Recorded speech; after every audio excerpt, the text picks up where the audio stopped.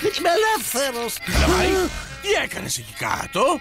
Δεν έδωσα έγκριση για υπερορίες. Ήρθες στα κρυφά μες τη νύχτα για τζάμπεθιές, Το μόνο πράγμα που εύχομαι είναι να φύγω μακριά από εδώ γρήγορα.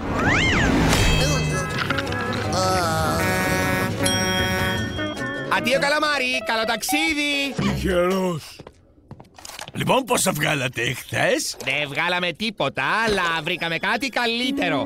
Βρήκαμε τη μαγεία. Την πια? Σκάψαμε πιο βαθιά και βρήκαμε τη μαγεία.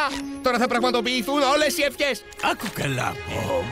Δεν μπορείς να έχεις ό,τι θέλεις στη ζωή με το να εύχεσαι μόνο. Στην ευχή είναι αυτό. Έχει πανσέλινο απόψε. Σ' αρέσει το καινούριο μου τηλεσκόπιο? Είναι τέλειο, Άντι. Αυτό το πηγάδι των ευχών κάνει τη δουλειά του. Απλή σύμπτωση. Πώς σου φαίνεται το καινούριο μου αυτοκίνητο? Είναι ωραίο, κυρία Παφ. Να το πάρω για μια βόλτα. Όχι. Είδατε, κύριε Καβούρη, το ήθελε πολύ. Εννοείς ότι το έκλεψε. Καλημέρα, Μπομπ! Καβούρι, ωραία μέρα.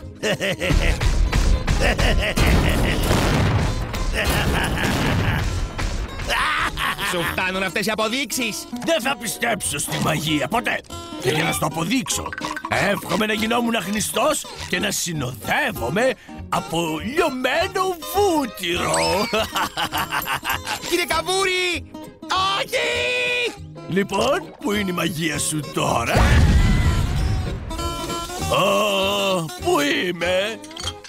Τι γίνεται εδώ? Πιστεύω στη μαγεία! Πιστεύω στη μαγεία! Πιστεύω στη μαγεία! Όχι!